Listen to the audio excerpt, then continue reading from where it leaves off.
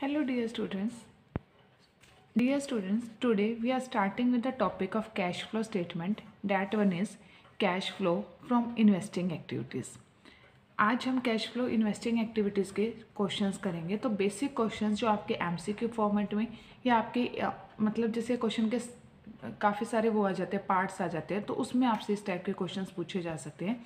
तो इस क्वेश्चन से आपका कंसेप्ट क्लियर होगा कि आपको accumulated depreciation account, machinery account, कोई भी एसेट अकाउंट कैसे बनाना होता है और कब आपको बनाना होता है, तो वो चीज़ों के बारे में आज आपको सीखेंगे। ठीक है, तो हम बात करते हैं। हमारे पास यहाँ सम नंबर 37 का ए पार्ट है। आपकी बुक्स में सम का नंबर कुछ भी हो सकता है, but the major thing is concept. You should focus on the conceptual clarity of this topic. It is given to you that we are having DK Limited provides you the following information. Okay. Investments as on 31st March 2010. Okay, it is given to you that we are having the investments and it is related to your 31st March 2010. तो 31st March 2010 को हमारे पास अगर investments की बात करें, we are having the investments of ₹1,20,000 and after this on 31st March 2011 we are having the investments of ₹40,000. This one is given to us, and after this it is saying that during the year 2011 the company sold 80% of its original investments at a profit of ₹20% on book value. Okay, during the year company ने क्या किया, the company had sold 80% of its original investments at a profit of ₹20% on book value. तो सबसे पहले तो हम clear करते हैं बुक वैल्यू और कॉस्ट हमें गिवन होती है, वो क्या होता है. Book value means the value at which you are showing your assets in your books. It means जो बुक वैल्यू आपके पास होती है वो क्या होती है, वो होती है cost price of the asset minus depreciation. जो डेप्रिसिएशन उस एसेट के ऊपर अभी तक लग चुका है वो डेप्रिसिएशन आपने उसमें से क्या कर दिया है, माइनस कर दिया, तो वो आपके पास क्या होती है, बुक वैल्यू होती है. और अगर क्वेश्चन में आपको कॉस्ट गिवन हो, asset cost in rupees, it means it is your acquired price. जिस प्राइस पे आपने उस एसेट को एक्वायर किया था, जिस प्राइस पे आपने उस एसेट को परचेज किया था, वो प्राइस आपको गिवन है. तो अभी मैं इस क्वेश्चन की बात करूँ, मुझसे पूछा sources and application of cash.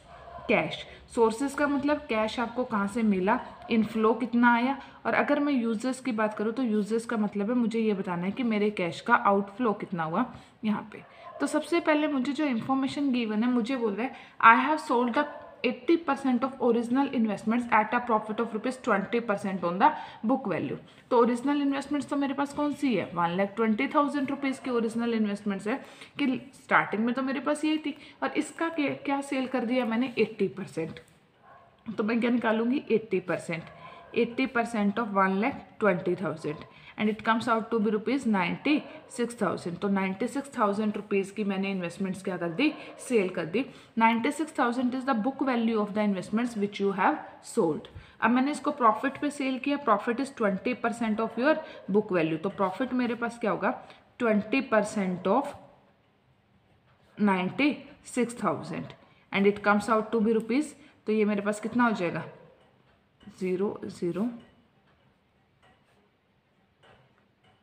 19,200. It means मेरे पास जो ओवरऑल कैश का इनफ्लो आएगा, सोर्सेज होंगे, सेलिंग प्राइस होगा, वो कितना होगा, that will be cost price means book value 96,000 plus 19,200 and it comes out to be ₹200. 1,15,200 will be your sources of cash for this question. 1,15,200 मेरा क्या हो जाएगा, sources of cash हो जाएगा. 80% मैंने सेल किया 120 का, 80% of 128 is 96,000. Profit is 20% of book value, it is 19,200. Selling price will be 1,15,200. It will be an inflow sources of your cash.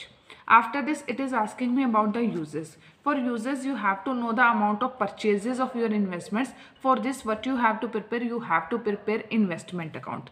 So I am going to prepare the investment account. How your investment account is prepared, any account of your asset is prepared on the basis of it increases there, record it on the debit side.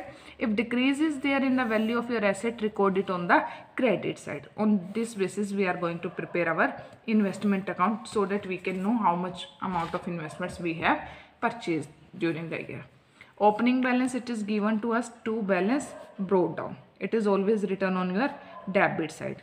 Balance brought down we are having this question is, it is 1,20,000. Closing balance, it is also given to you 40,000 rupees. You are going to write it on the credit side by balance carried down, and it is rupees 40,000. Opening balance 120, closing balance 40. Then you are selling your investments. You will write by bank. I am selling my investments for 1,15,200. I am having profit on sale. I will write it on the debit side to gain on sale of investments. If loss is there, write it on the credit side. If profit is there, I am going to write it on the debit side to gain on sale of investments. And gain on investments is it is 19,200. I will write it on the debit side. After this, what you have to do balancing of these accounts. Balancing means you have to find out the balance is on which side. If it is on debit side, it means the excess of debit side is there over the credit, it will be sale. If credit side is in excess over the debit side, it will be treated as purchase. Now the total of your credit side I am having in this question is, it is 1,55,200, whereas the total of debit side is only 1,39,200. I will have the balancing figure on the debit side, it means it will be purchase. To bank, in bracket what you are writing, balancing figure being investments purchase, क्योंकि और कहाँ से balance आया होगा, आपने investments purchase की होगी और तो कुछ ऑप्शन ही नहीं है मेरे पास.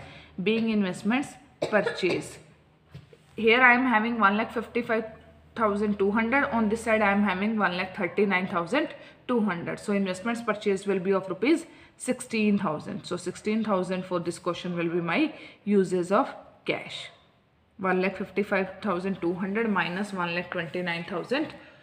1,39,200, yes, 16,000 is your uses of cash. और अगर आप इन्वेस्टमेंट अकाउंट ना बनाओ तो आप अपने लॉजिक से भी क्लियर कर सकते हो. You are having the asset of rupees 120, out of this of asset of 96 you have sold, remaining asset you are having 24,000. देखो 120 के एसेट से 96 की बुक वैल्यू की सेल कर दी तो कितने की रह जाएगी, 120 माइनस 96, 24,000 की एसेट्स रहेगी. लेकिन 24 वाली अब आप कह रहे हो कि 40,000 की, तो 24 की तो इसमें से रहेगी.